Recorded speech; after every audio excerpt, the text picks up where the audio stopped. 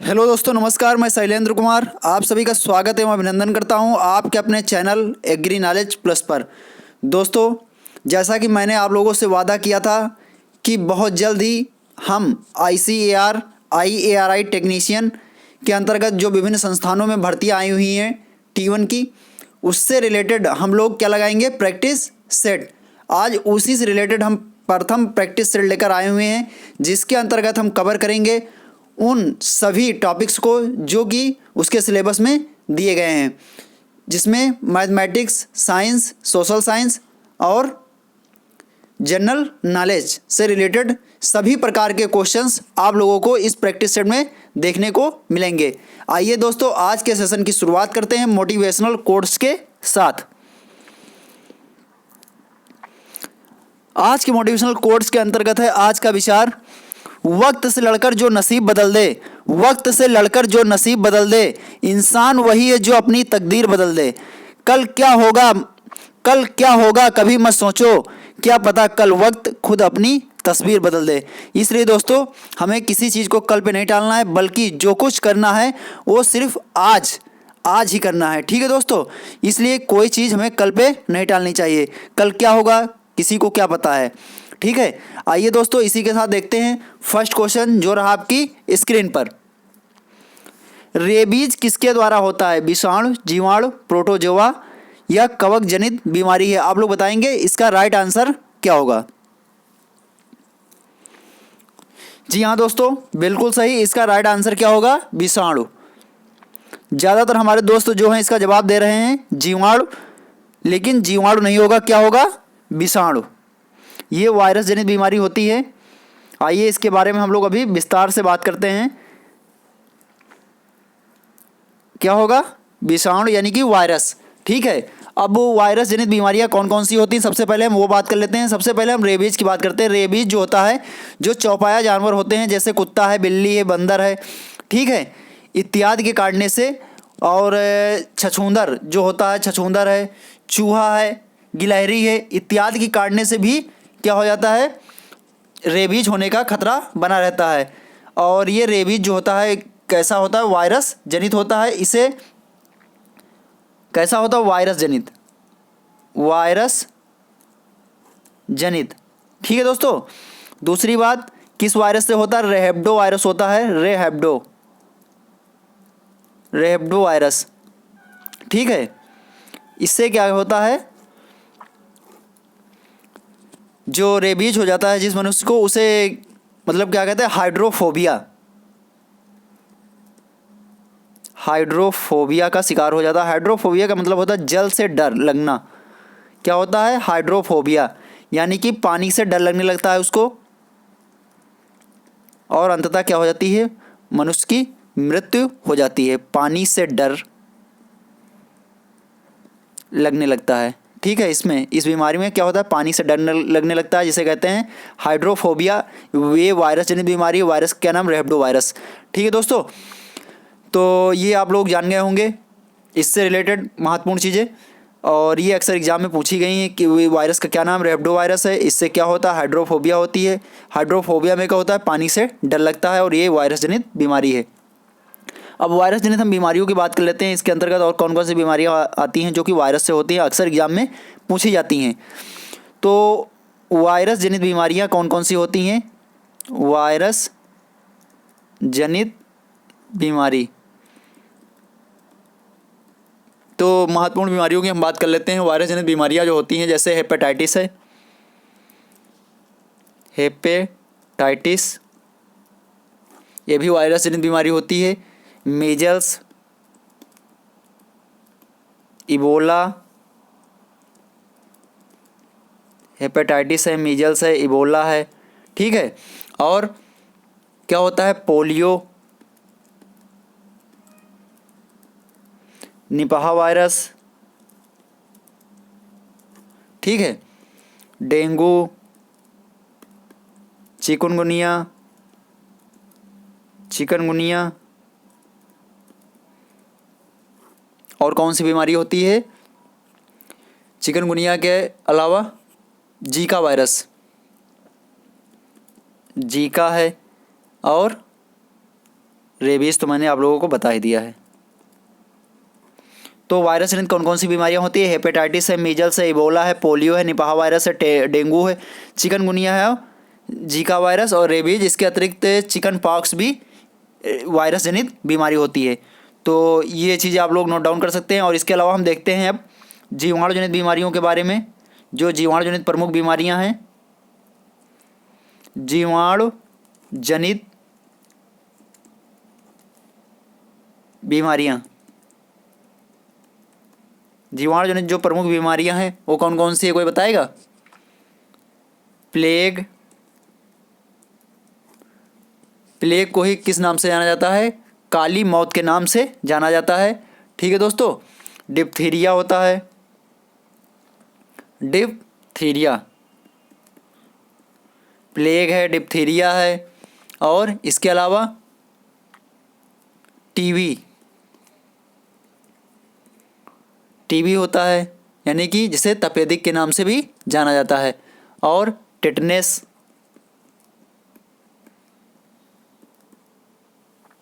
Pneumonia, हैजा, ये सभी किससे रिलेटेड हैं? ये सभी जीवाणु जनित बीमारियां यानी कि बैक्टीरिया से होने वाली बीमारियां हैं। Plague, diphtheria, TB, tetanus, pneumonia और हैजा। ठीक है। टीबी में कौन सा टीका लगाया जाता है? बीसीजी का। बीसीजी का जो टीका लगता है, ये भी एग्जाम में पूछा गया है कि टीबी से संबंधित टीका कौन सा है, तो बीसीजी। ठीक है, बीसीजी। और बीसीजी का जो टीका लगता है इससे रिलेटेड हो गया।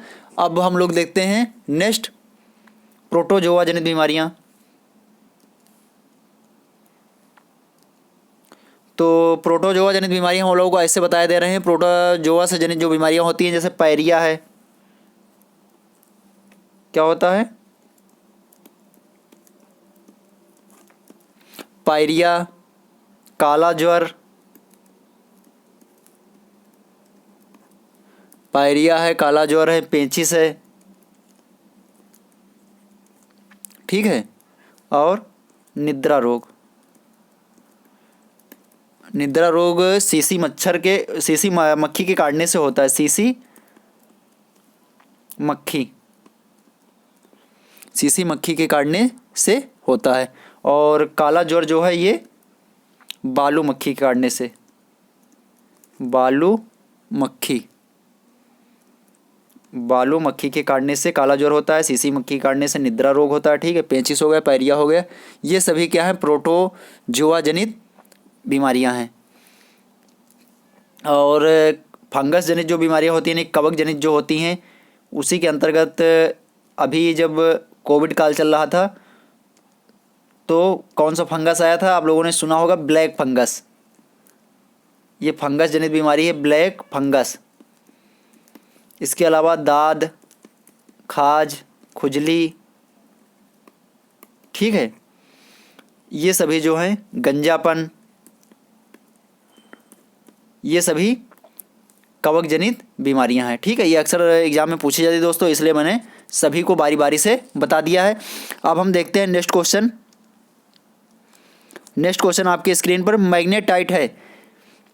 यहाँ पे ये थोड़ा टाइपिंग में ऐसे हम आपको बता दे रहे हैं, इस तरह से आप लोग समझ लीजिए किस तरह ये लिखा है। Fe2O3, Fe3O4, FeCO3, और ये तो समझ में आ ही रहा है 2Fe2O3.3H2O।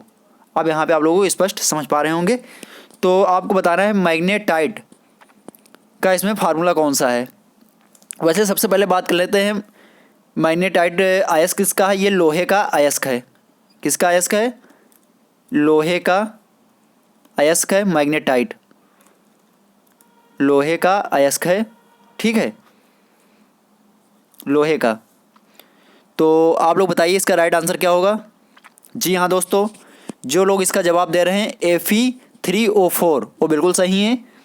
Fe3O4 यानी कि इसका राइट आंसर क्या होगा? बी। राइट आंसर क्या होगा?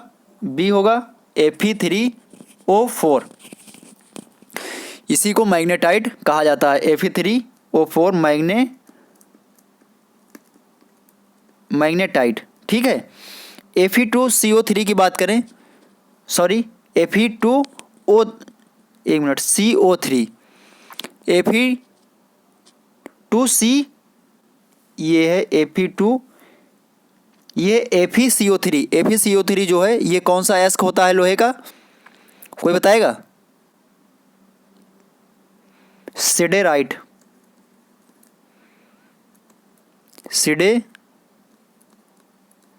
सिडेराइट। ठीक है। और बात कर लेते हैं Fe2O3, ये कौन सा होता है, ये भी लोहे का एस्क है, हेमेटाइट।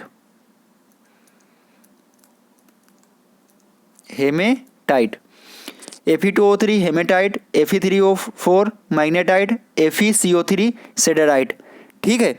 और Fe2O3 और H2O जो होता है ये किसका होता है, इसे क्या कहा जाता है, लिमोनाइट।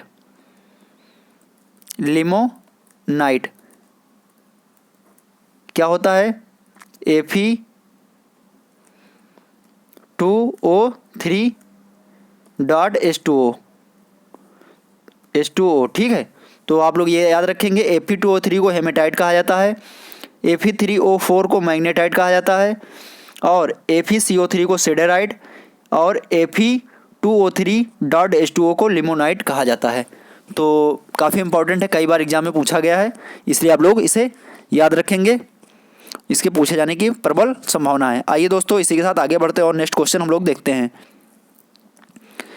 प्याज के छिलके उतारने पर आंसू आते हैं क्योंकि प्याज निष्कासित करता है। बहुत ही इंपॉर्टेंट क्वेश्चन है, वेरी वेरी इंपॉर्टेंट। आप लोग इसका राइट आंसर बताएंगे, वेरी वेरी इंपॉर्टेंट क्वेश्चन है। आप लोग बताइए इसका राइट आंसर क्या होगा।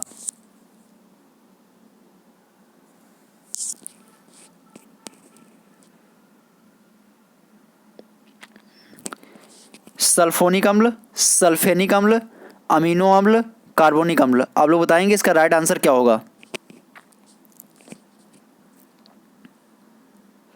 जी हाँ दोस्तों, जो लोग सल्फोनिक अम्ल दे रहे हैं उनका आंसर गलत है, अमीनो अम्ल गलत है, कार्बोनिक अम्ल भी गलत है। क्या होगा इसका राइट आंसर, सल्फेनिक अम्ल।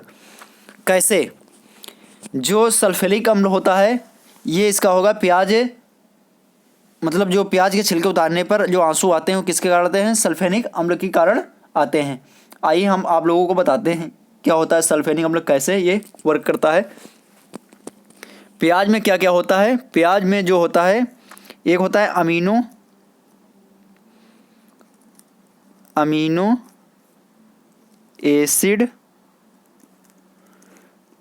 एसिड सल्फा ऑक्साइड, इस सल्फर की यौगिक होते हैं,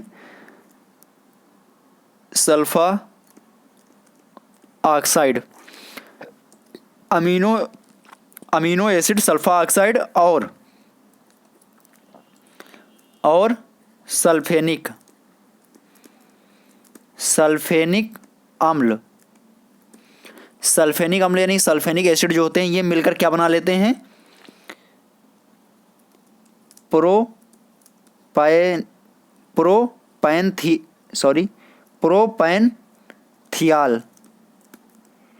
प्रोपैनथियाल एस ऑक्साइड।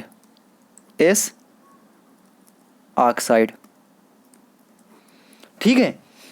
क्या बनाते हैं, क्या क्या होता है, अमीनो एसिड सल्फा ऑक्साइड, और ये किसके साथ क्रिया कर लेता है, सल्फेनिक अम्ल के साथ में क्रिया करता है। अमीनो एसिड सल्फा ऑक्साइड जो है सल्फेनिक अम्ल के साथ क्रिया करता है और प्रोपैनथियाल एस ऑक्साइड का निर्माण करता है, और इससे क्या होती है, एक तीक्ष्ण गंध निकलती है।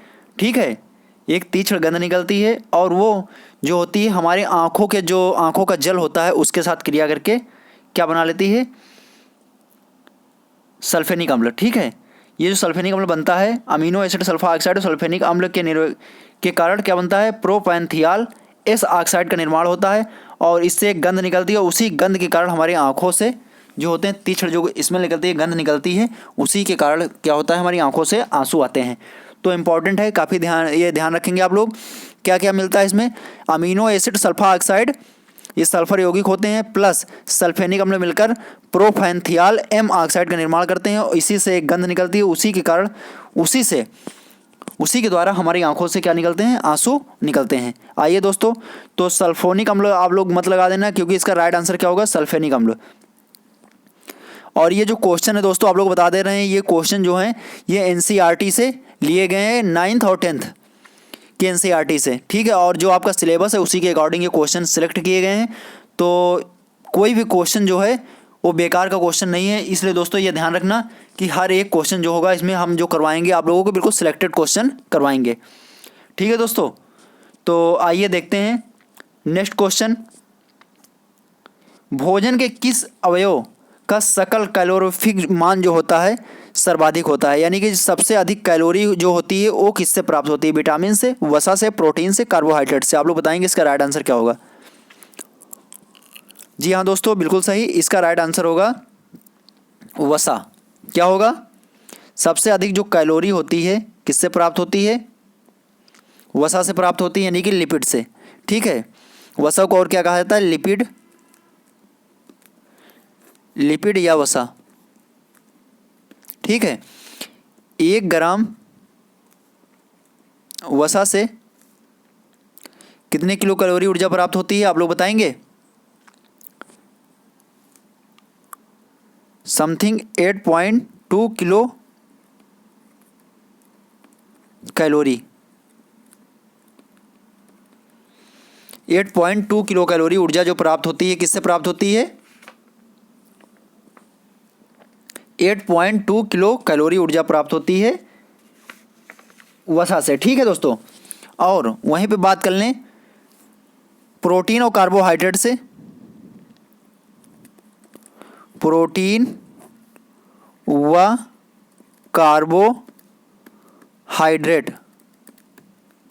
कार्बोहाइड्रेट से 1 ग्राम प्रोटीन व कार्बोहाइड्रेट के पूर्ण ऑक्सीकरण से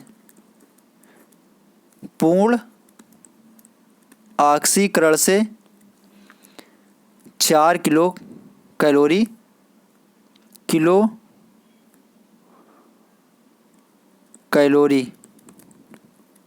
4 किलो कैलोरी ऊर्जा प्राप्त होती है। तो ये भी आप लोग ध्यान रखेंगे। 1 ग्राम वसा से 8.2 किलो कैलोरी समथिंग ऊर्जा प्राप्त होती है और प्रोटीन या कार्बोहाइड्रेट के 1 ग्राम मतलब कार्बोहाइड्रेट और प्रोटीन के 1 ग्राम के पूर्ण ऑक्सीकरण से 4 किलो कैलोरी ऊर्जा प्राप्त होती है। तो जो सबसे अधिक ऊर्जा होगी तो किससे प्राप्त होगी,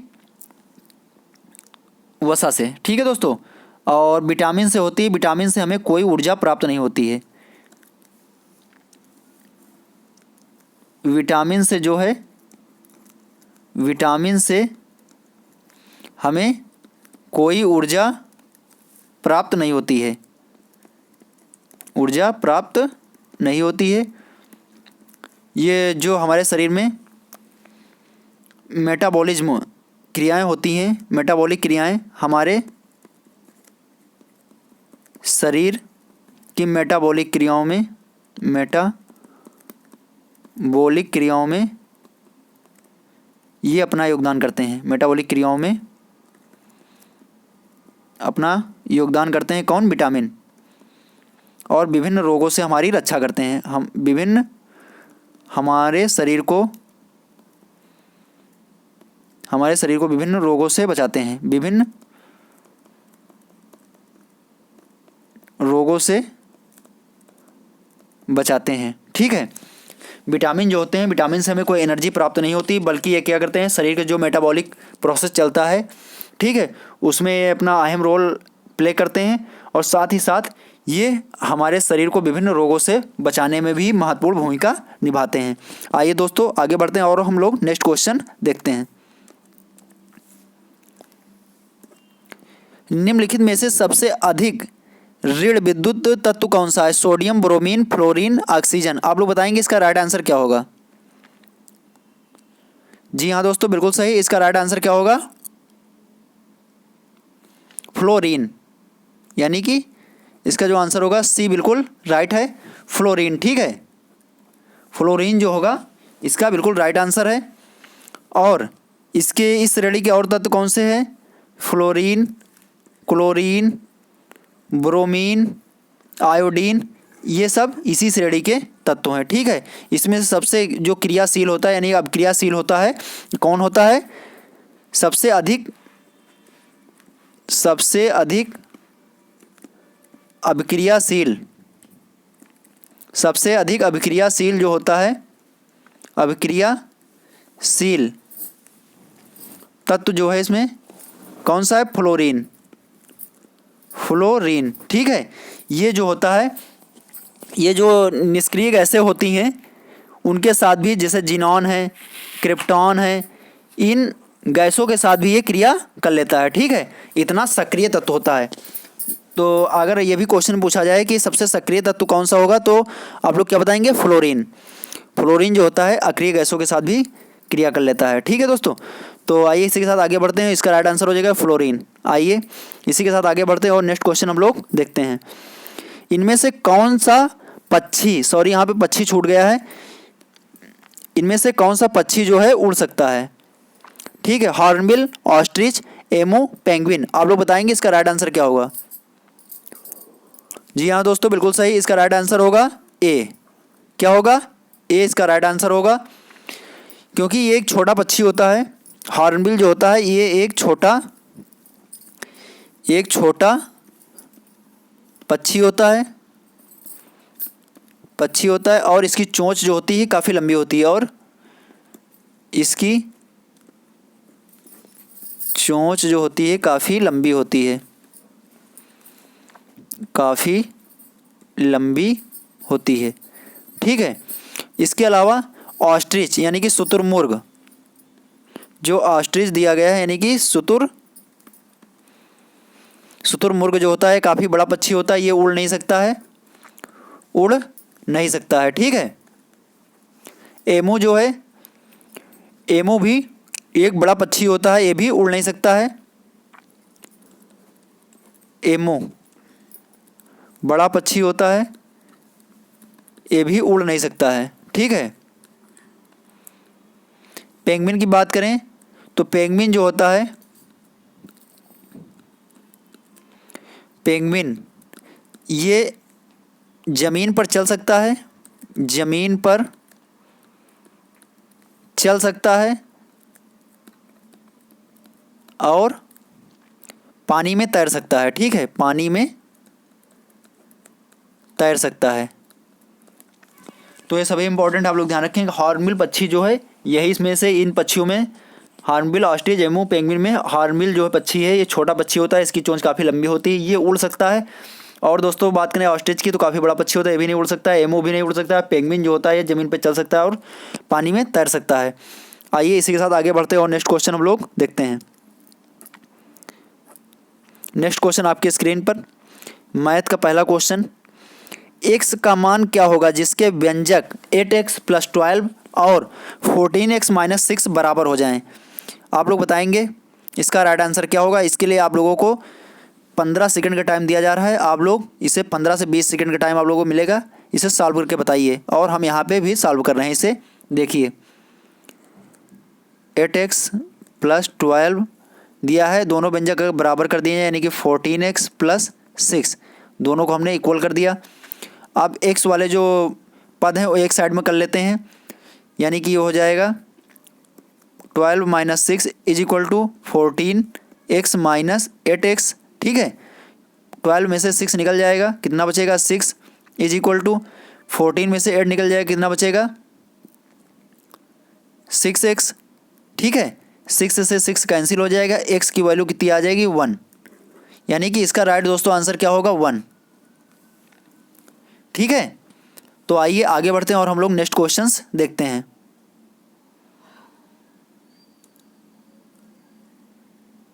इसी तरह के क्वेश्चन जो हैं आप लोगों के T1 में यानी टेक्नीशियन में पूछे जाएंगे, जो ICR के अंतर्गत जो परीक्षा आप लोगों की होनी है।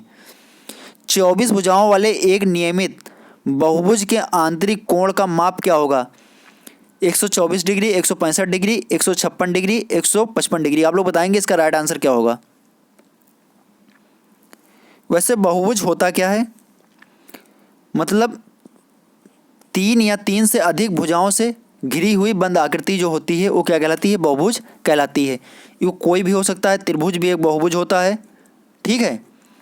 चतुर्भुज भी एक बहुभुज होता है। पंचभुज भी एक बहुभुज होता है। षटभुज भी एक बहुभुज होता है। ये सभी क्या हैं? बहुभुज हैं। अब हम बात कर लेते हैं इनके आंतरिक कोणों की।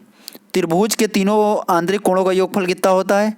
180 डिग्री होता है, आप लोगों को पता है। चतुर्भुज के चारों आंतरिक कोणों का योगफल कितना होता है? 360 डिग्री होता है, ठीक है। इसी प्रकार हम देखते हैं अन्य इसके मतलब जो पूछा गया है इसके बारे में, 24 भुजाओं वाले के बारे में। तो इसके लिए एक फार्मूला होता है,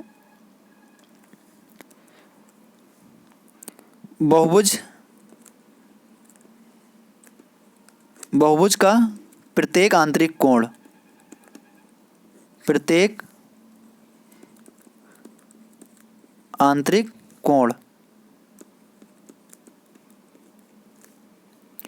इसका फार्मूला होता है n-2 गुणे 180 यानी मल्टीप्लाइड बाई 180, ठीक है।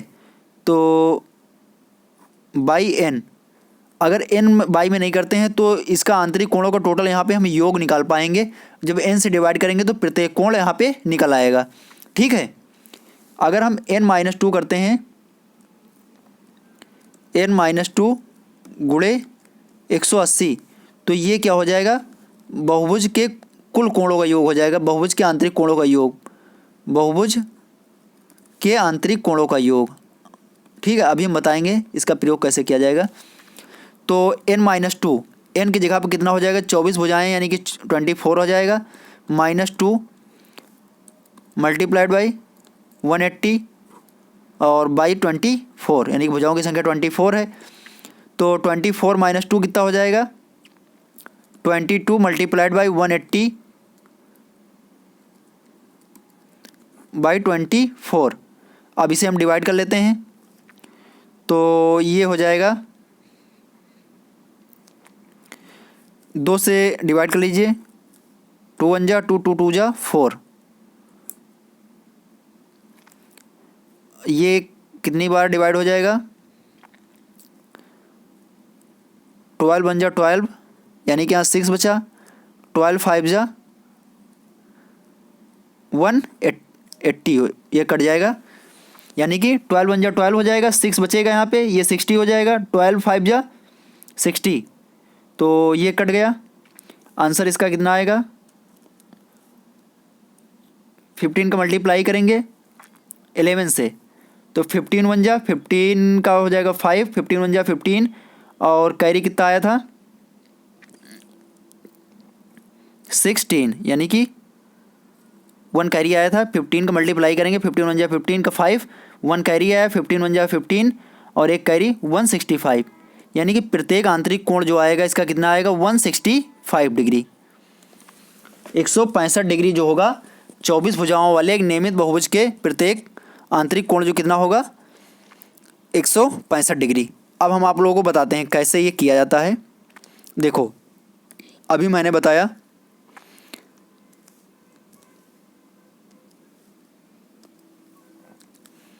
ये जो होता है, मान लीजिए बहुभुज के आंतरिक कोणों का योग, कोणों का योग। मान लीजिए कोई त्रिभुज है, त्रिभुज में कितनी भुजाएं होती हैं? n-2 गुणे 180, ठीक है। तो त्रिभुज में 3 भुजाएं होती हैं, तो त्रिभुज में यहाँ पे रख देंगे 3, n की जगह पर कितना हो जाएगा? 3 - 2 180, तो 3 में से 2 निकल जाएगा, 1 बचेगा, 1 का 180 से मल्टीप्लाई करेंगे 180 आएगा। देखो त्रिभुज के आंतरिक कोणों का योग कितना आ गया? 180। इसी प्रकार चतुर्भुज का अगर देखना चाहें, चतुर्भुज के आंतरिक कोणों का योग कितना हो जाएगा? 4 भुजाएं होती हैं, 4 में से 2 निकल जाएगा, तो 2 बचेगा, 2 गुणे 180 बटे कितना हो जाएगा? अपॉन में अपान में तो यहाँ कुछ करना नहीं है, क्योंकि हमें आंतरिक कोणों का टोटल योग निकालना है। 18 दूना 36 यानी कि 360 डिग्री। अब यहीं पर अगर बात की जाए प्रत्येक कोण की, तो त्रिभुज में कितने कोण होते हैं? 3, 3 से इसे डिवाइड कर देंगे, प्रत्येक कोण 60 डिग्री आ जाएगा। चतुर्भुज में अगर प्रत्येक कोण पूछा जाएगा तो 4 से डिवाइड कर देंगे और यहाँ पे प्रत्येक कोण 90 डिग्री आ जाएगा। ठीक है दोस्तों, इसी आधार पे ये 24 भुजाओं वाले नियमित बहुभुज के आंतरिक कोण की माप निकाली गई, जो कि 165 डिग्री आई थी। तो मैं आशा करता हूँ कि ये क्वेश्चन आप लोगों को समझ में आ गया होगा, और अगर इस तरह का कोई क्वेश्चन एग्जाम में आता है तो आप लोग आसानी से हल कर पाएंगे। ठीक है दोस्तों, इसी के साथ आगे बढ़ते हैं और नेक्स्ट क्वेश्चन हम लोग देखते हैं।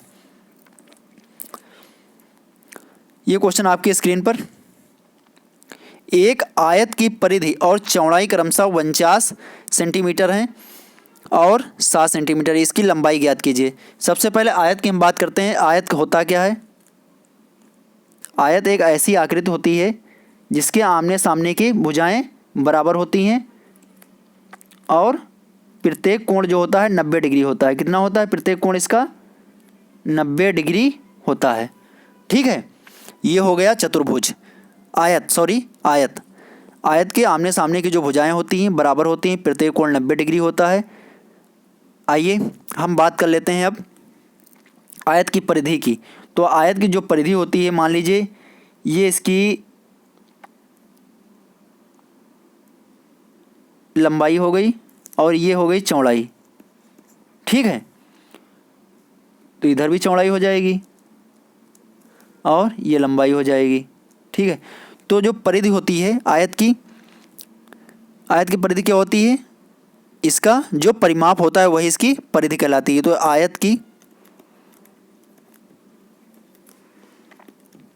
आयत की परिधि होती है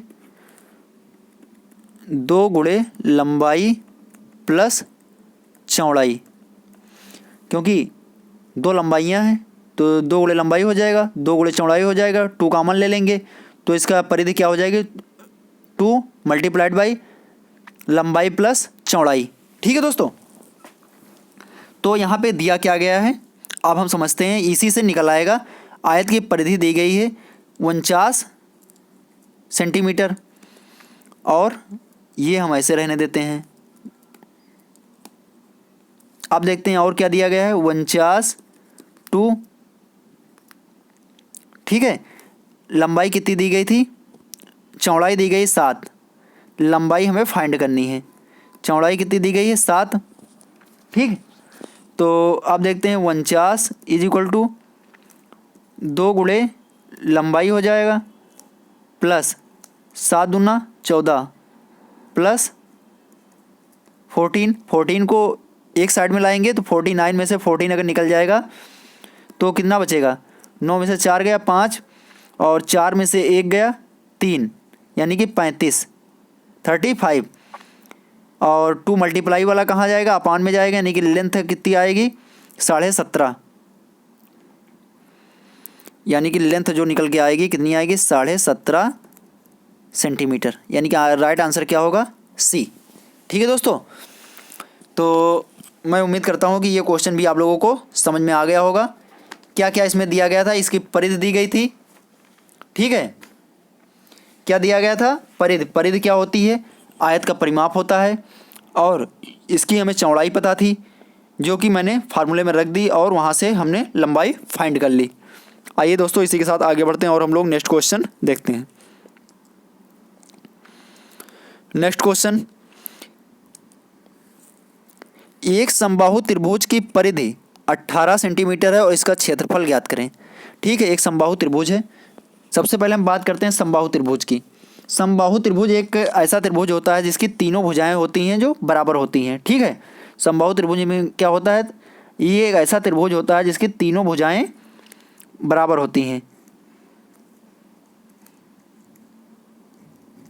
ठीक है, और प्रत्येक कोण, जब तीनों भुजाएं बराबर होंगी तो इसका प्रत्येक कोण भी बराबर होगा, यानी कितना कितना हो जाएगा?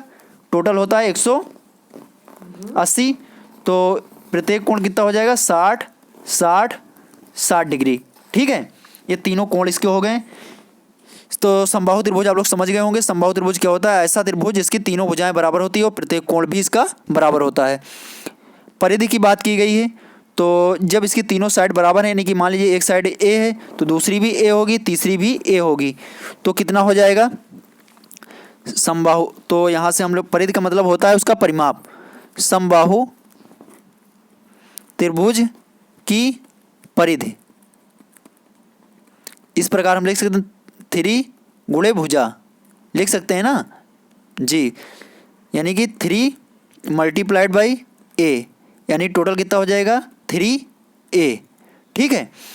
और क्वेश्चन के अकॉर्डिंग क्या दिया गया है, चूंकि क्वेश्चन के अकॉर्डिंग क्या दिया गया है, इसकी परिधि कितनी है 18 है, तो 18 हम इक्वल कर देंगे किसके 3a के, क्योंकि हमारे अकॉर्डिंग कितना निकला है 3a और क्वेश्चन के अकॉर्डिंग क्या है 18 है, तो ये दोनों इक्वल हो जाएंगे। 3a 18 is equal to 3a। ए की वैल्यू हमें फाइंड करनी है, इसे डिवाइड कर देंगे 3 6 या 18, यानी कि a इज इक्वल टू आ जाएगा 6। ठीक है। अब समबाहु त्रिभुज का क्षेत्रफल आप लोगों को पता होगा, सूत्र क्या होता है, समबाहु त्रिभुज का क्षेत्रफल क्या होता है, √3/4 भुजा स्क्वायर। ठीक है। यहाँ पे वैल्यू आप लोग पुट कर लीजिए, √3/4 भुजा की वैल्यू कितनी निकली है 6, यानी कि 6 का स्क्वायर हो जाएगा, ये हो जाएगा √3/4 इंटू 36, 6 6 जा 36 और 4 9 जा 36, यानी कि कितना आ जाएगा 9√3। इसका आंसर क्या आएगा 9√3, यही इसका आंसर हो जाएगा। और ये किसमें दिया गया, ऑप्शन नंबर ए में दिया गया है।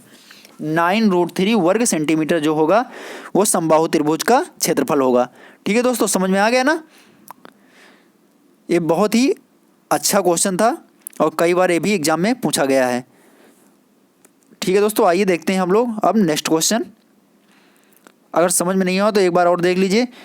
सबसे पहले हमें पता होना चाहिए कि समबाहु त्रिभुज क्या होता है। समबाहु त्रिभुज एक ऐसा त्रिभुज होता है जिसकी तीनों भुजाएं बराबर होती हैं। तो मैंने इसकी भुजाएं मान ली ए। तो समबाहु त्रिभुज की परिधि का मतलब होता है उसका परिमाप, यानी कि तीनों भुजाओं का योग। ठीक है। तो 3 गुणे भुजा कर देंगे, यानी तीनों भुजाओं का योग कितना हो जाएगा 3a हो जाएगा। ठीक है। अब 3a हमारे अकॉर्डिंग 3a निकला है, लेकिन क्वेश्चन के अकॉर्डिंग कितना 18 है, दोनों को इक्वल कर देंगे। यहाँ से a की वैल्यू फाइंड हो जाएगी, 6 आ जाएगी। समबाहु त्रिभुज का क्षेत्रफल क्या होता है √3/4 और साइड का स्क्वायर। √3/4 साइड कितनी निकली थी 6, 6 का स्क्वायर 36 और 4 9 जा 36, 9√3 हो जाएगा इसका राइट आंसर। आइए दोस्तों आगे बढ़ते हैं और नेक्स्ट क्वेश्चन हम लोग देखते हैं। यहाँ पे देखना है x का मान क्या होगा जिसके व्यंजक 8x + 12 और 14x - 6 बराबर हो जाएं। ये क्वेश्चन शायद मैंने अभी पहले भी लगवाया है। ठीक है दोस्तों, ये क्वेश्चन दोबारा रिपीट हुआ, इसका आंसर कितना आया तो 1, इसे छोड़ देते हैं। आइए आगे बढ़ते हैं और हम लोग नेक्स्ट क्वेश्चन देखते हैं। गरुड़ ऐप का संबंध किससे है, आप लोग बताएंगे इसका राइट आंसर क्या होगा। वैसे इसका जो बताइए दोस्तों, इसका राइट आंसर क्या होगा, निर्वाचन आयोग, सुप्रीम कोर्ट, नीति आयोग और रक्षा मंत्रालय। आप लोग बताएंगे गरुड़ ऐप का संबंध किस संस्था से है। जी हाँ दोस्तों, बिल्कुल सही। जो लोग जवाब दे रहे हैं ए, उनका आंसर बिल्कुल सही है। ये निर्वाचन आयोग से संबंधित है। ठीक है, किससे संबंधित है, निर्वाचन आयोग। गरुड़ ऐप और इसके अलावा एक स्वीप ऐप भी इनका लॉन्च हुआ था। गरुड़ और स्वीप दोनों जो हैं ये निर्वाचन आयोग से संबंधित हैं। आइए दोस्तों आगे बढ़ते हैं और नेक्स्ट क्वेश्चन हम लोग देखते हैं। उत्तर प्रदेश के किस जिले से एनडीआरएफ में महिला टुकड़ी को इसी वर्ष शामिल किया गया है। National disaster management force, NDRF का पूरा नाम क्या होता है, नेशनल डिजास्टर मैनेजमेंट फोर्स।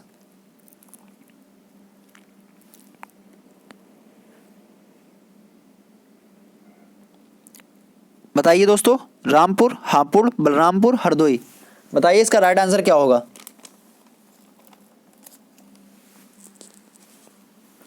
इसे हिंदी में क्या कहते हैं,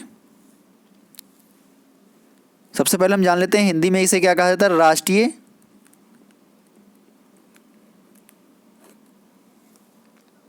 आपदा प्रबंधन प्राधिकरण। क्या कहते हैं, राष्ट्रीय आपदा प्रबंधन प्राधिकरण।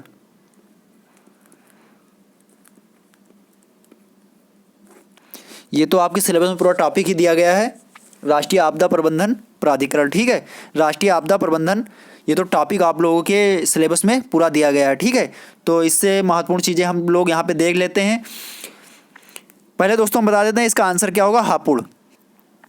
हापुड़ में एक स्थान है, यानी कि एक शहर है गढ़मुक्तेश्वर, वहीं पर पहली महिला टुकड़ी जो है महिला की, वो शामिल की गई है एनडीआरएफ में। ठीक है, हमारे देश की भी वो पहली महिला टुकड़ी है, क्योंकि इससे पहले कोई भी महिला टुकड़ी एनडीआरएफ में शामिल नहीं थी। ठीक है दोस्तों, तो ये काफ़ी महत्वपूर्ण क्वेश्चन बन चुका है और इसके आने की भी काफ़ी संभावना है।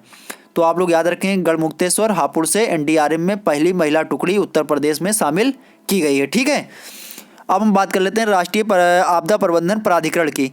तो ये राष्ट्रीय आपदा प्रबंधन प्राधिकरण जो है, ये एक्ट जो था, अधिनियम इसका, ये अधिनियम कब बना था? अधिनियम बना था, ये जो एक्ट था, ये एक्ट 2005 का है। और इसकी स्थापना जो होती है, यानी कि लागू जब होता है, ये लागू कब से होता है?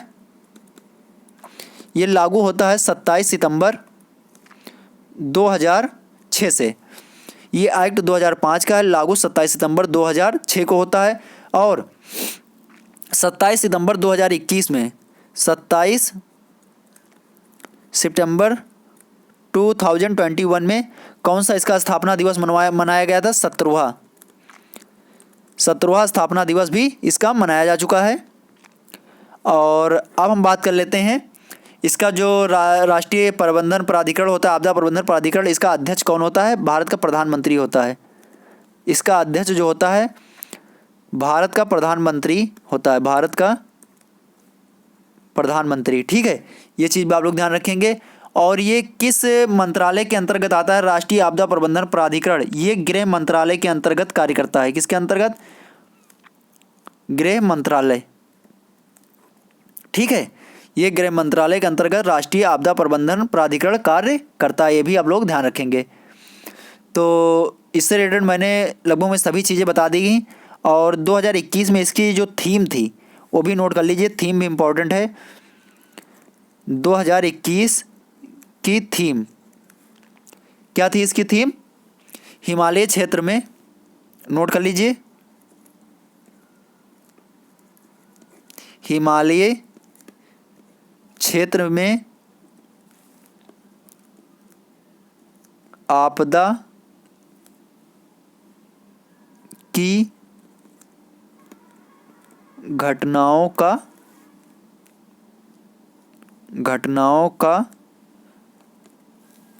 व्यापक प्रभाव।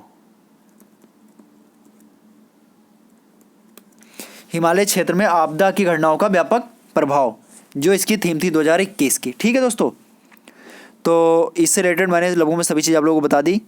और आइए आगे बढ़ते हैं और नेक्स्ट क्वेश्चन हम लोग देखते हैं। रामपुर जो यहाँ पे लिखा हुआ है, रामपुर में एक क्या खोला गया है?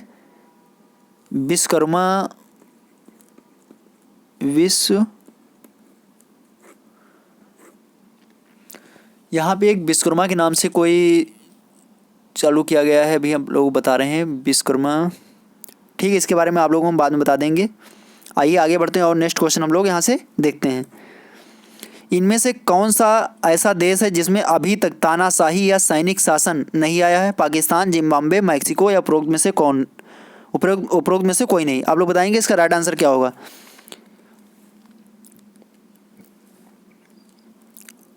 बताइए दोस्तों। जी हाँ दोस्तों, बिल्कुल सही, इसका राइट आंसर होगा मैक्सिको। क्या होगा? सी। इसका राइट आंसर क्या होगा? सी होगा, यानी कि मैक्सिको। ठीक है, मैक्सिको एक ऐसा देश है जहाँ पर अभी तक तानाशाही या सैनिक शासन अभी तक नहीं आया है। पाकिस्तान में बात करें तो 1999 में तख्ता पलट हुआ था और जो लोकतांत्रिक सरकार थी उसको हटाकर क्या हुआ था? फौज का शासन मतलब स्टार्ट हुआ था। और ये दौर किसका था? परवेज़ मुशर्रफ का। आइए दोस्तों आगे बढ़ते हैं और हम लोग नेक्स्ट क्वेश्चंस देखते हैं। इसी तरह जिम्बाब्वे में भी हो चुका है, लेकिन मैक्सिको में अभी तक एक भी बार तानाशाही या सैनिक शासन लागू नहीं हुआ है। आइए दोस्तों इसी के साथ आगे बढ़ते हैं और नेक्स्ट क्वेश्चन हम लोग देखते हैं। सिंधु यूनिवर्सिटी की स्थापना कहाँ पर की जाएगी? ये करंट का क्वेश्चन है। लद्दाख, मणिपुर, दिल्ली, गुजरात। आप लोग बताएंगे इसका राइट आंसर क्या होगा? जी हाँ दोस्तों, बिल्कुल सही। इसका राइट आंसर होगा लद्दाख। लद्दाख में अभी हाल ही में भारत सरकार के द्वारा सिंधु यूनिवर्सिटी खोले जाने की घोषणा की गई है। और मणिपुर में कौन सी यूनिवर्सिटी की स्थापना की गई है, आप लोग बताइए। मणिपुर में राष्ट्रीय खेल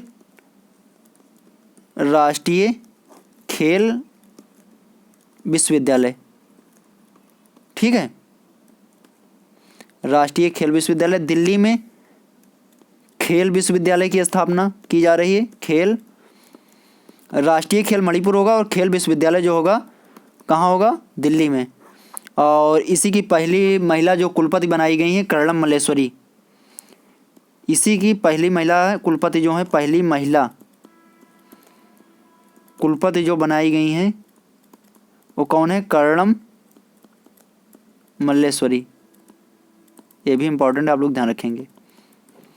गुजरात में रेल विश्वविद्यालय की स्थापना कहाँ की जा रही है, गुजरात में। एक बार दोबारा रिपीट कीजिए। सिंधु यूनिवर्सिटी लद्दाख, राष्ट्रीय खेल विश्वविद्यालय मणिपुर, खेल विश्वविद्यालय दिल्ली जिसकी पहली महिला कुलपति कौन है, कर्णम मल्लेश्वरी हैं। और रेल विश्वविद्यालय कहाँ पे, बड़ोदरा गुजरात में स्थापित किया जा रहा है। ये दोस्तों इसी के साथ आगे बढ़ते हैं और हम लोग नेक्स्ट क्वेश्चंस देखते हैं। चीन की संसद का क्या नाम है, कांग्रेस, ड्यूमा, राष्ट्रीय जनसंवाद, पार्लियामेंट। आप लोग बताएंगे इसका राइट आंसर क्या होगा। आप लोग बताएंगे इसका राइट आंसर क्या होगा, कांग्रेस, ड्यूमा, राष्ट्रीय जनसंवाद या पार्लियामेंट।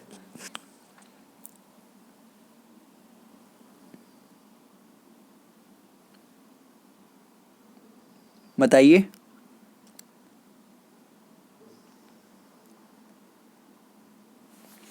जी हाँ, बिल्कुल सही। इसका राइट आंसर क्या होगा,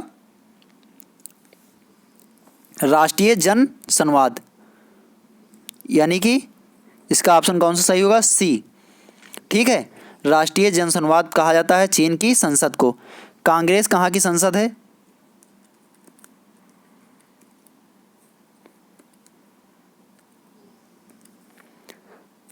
इसका तो सी हो जाएगा। कांग्रेस जो है ये अमेरिका की संसद को कहते हैं, कांग्रेस अमेरिका की संसद को, ठीक है। और ड्यूमा जो है, ड्यूमा रूस की संसद को ड्यूमा कहा जाता है, रूस की संसद को। और पार्लियामेंट भारत की संसद को पार्लियामेंट, भारत की संसद को पार्लियामेंट, ठीक है। सभी इंपॉर्टेंट है, आप लोग ध्यान रखें कि राष्ट्रीय जन संवाद, वैसे चीनी भाषा में इसका नाम जो होता है कवांगुओ, क्या होता है, कवांगुओ रेमिन, ठीक है, कवांगो रेमिन और ट्राई वियाओ द हुआई, ये होता है चाइनीज भाषा में इसका नाम। और हिंदी में से राष्ट्रीय जनसंवाद भी कहा जाता है चीन की संसद को, ठीक है। आइए आगे बढ़ते हैं और नेक्स्ट क्वेश्चन हम लोग देखते हैं।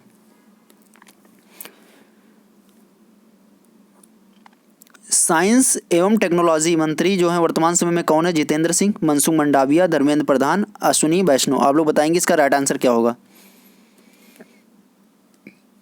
जी हाँ, बिल्कुल सही दोस्तों। इसका राइट आंसर होगा ए, जितेंद्र सिंह।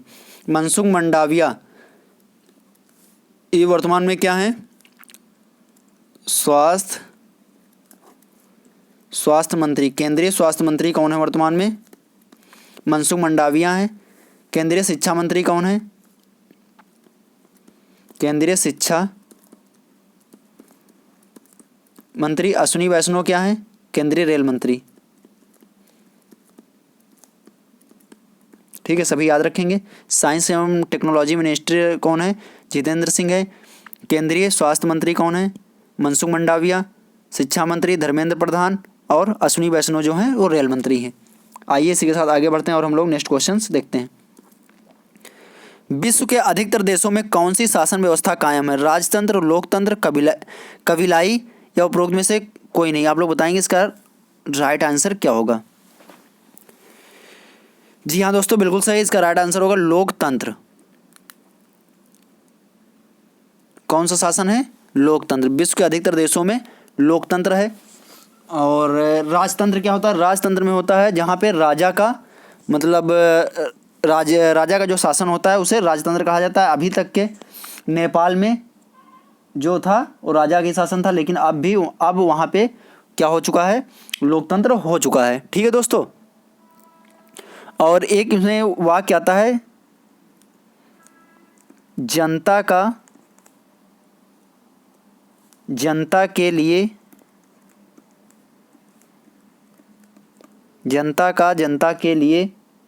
जनता द्वारा शासन। काफ़ी बार आप लोगों ने देखा होगा, जनता के द्वारा शासन, जनता के लिए जनता के द्वारा शासन। ये जो स्टेटमेंट था किसके द्वारा दिया गया था? आप कोई बताएगा? जी बिल्कुल सही, ये स्टेटमेंट था अब्राहम लिंकन का। अब्राहम जो अमेरिका के पहले राष्ट्रपति हैं, अब्राहम लिंकन। ठीक है, ये उनके द्वारा दिया गया था स्टेटमेंट। जनता के लिए जनता के द्वारा शासन, यही कहलाता है लोकतंत्र। जहाँ पे चुनाव होता है और नेता चुनकर जाता है और जनता वोट करती है, वही शासन क्या होता है? लोकतंत्र। ठीक है। भारत के जो लोकतंत्र में मंदिर का नाम क्या है? एक क्वेश्चन इस तरह भी आता है, भारत के लोकतंत्र में मंदिर का नाम क्या है? तो आप लोग क्या जवाब देंगे? भारत में लोकतंत्र के मंदिर का नाम संसद है। भारत में लोकतंत्र के मंदिर का नाम क्या है? संसद है। ये जब एग्जाम में पूछा गया है तो उसमें क्या क्या ऑप्शन थे? संसद था, लाल किला था, इंडिया गेट था, ठीक है, और एक कोई और स्थान दिया गया था। उसमें ये 3-4 ऑप्शंस थे। तो भारत में लोकतंत्र के मंदिर को क्या कहा जाता है? संसद कहा जाता है। ठीक है दोस्तों। और वर्तमान समय में सबसे अधिक क्या है? लोकतंत्र वाले देश हैं। डेमोक्रेसी का मतलब यही होता है। और डेमोक्रेसी शब्द जो होता है ये किस भाषा का है? डेमोक्रेसी जो शब्द है किस भाषा का है? ये भी नोट कर लीजिए आप लोग। डेमोक्रेसी ये यूनानी भाषा का शब्द है, यूनानी भाषा। ठीक है, डेमोक्रेसी जो है ये यूनानी भाषा का शब्द है, ये भी आप लोग ध्यान रखेंगे। आइए दोस्तों इसी के साथ आगे बढ़ते हैं और नेक्स्ट क्वेश्चन हम लोग देखते हैं। सभी क्वेश्चन एनसीईआरटी बुक से लिए गए हैं, काफ़ी इंपॉर्टेंट क्वेश्चन है, आप लोग ध्यान रखेंगे। और आपके सिलेबस के अकॉर्डिंग ही क्वेश्चन यहाँ पे सिलेक्ट किए गए हैं। तो दोस्तों ठीक से आप लोग इन्हें देखेंगे और अपनी तैयारी को बेहतर कर पाएंगे। इनमें से किस देश की महिलाओं को 2015 तक वोट देने का अधिकार प्राप्त नहीं था? सऊदी अरब, नेपाल, पाकिस्तान या कतर? आप लोग बताएंगे इसका राइट आंसर क्या होगा। जी हाँ दोस्तों, जो लोग इसका आंसर दे रहे हैं कतर, वो गलत है। जो लोग कतर आंसर दे रहे हैं गलत है। पाकिस्तान जो दे रहे हैं वो भी गलत है और नेपाल जो दे रहे हैं वो भी गलत है। इसका राइट आंसर क्या होगा? सऊदी अरब। क्या होगा? सऊदी अरब। सऊदी अरब की जो महिलाएं थीं इनको 2015 तक वोट देने का अधिकार प्राप्त नहीं था। आइए दोस्तों इसी के साथ आगे बढ़ते हैं और नेक्स्ट क्वेश्चन हम लोग देखते हैं। ठीक है, लास्ट क्वेश्चन था दोस्तों। यदि आप लोगों को सेशन पसंद आया हो तो प्लीज़ इसे लाइक करना और ज़्यादा से ज़्यादा अपने दोस्तों को शेयर करना और सब्सक्राइब करना। ठीक है दोस्तों, आगे हम मिलेंगे नेक्स्ट सेशन में। Thank you, thanks for watching.